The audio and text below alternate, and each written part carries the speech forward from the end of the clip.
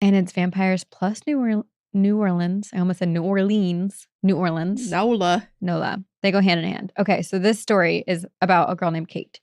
Kate was in New Orleans on a business trip, and apparently she wasn't like a hotel person. She was like, I'm going to book an Airbnb. Yeah. She finds one near the French Quarter.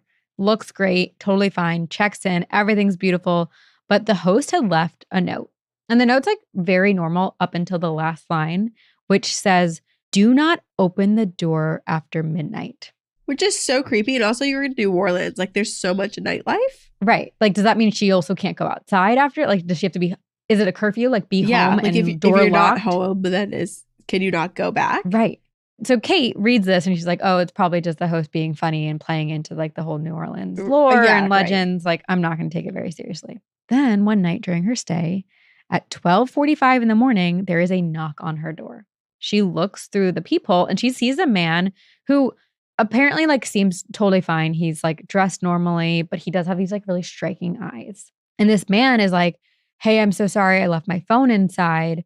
And she's like, oh, like I didn't see a phone. That's weird. But she assumes that maybe he stayed at the Airbnb previously. But then like if he was a guest at Airbnb, you would assume that when he left, he's leaving town. Sure, unless you're doing a staycation or he came back because he left his phone. Who knows? I don't know. The warning plus that immediately. Right. But it's also late at night. Like you're not, especially if you don't heed that warning on the note seriously, like you're not really thinking about it. She does think like, oh, that's weird. And the guy says, you don't even have to let me in. Like I'll tell you where it is.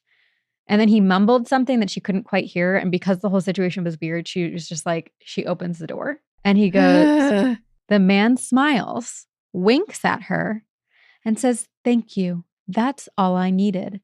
And he turns and leaves. What? He's going to come back and feed on her later when she's asleep. The next morning, she's taking a shower.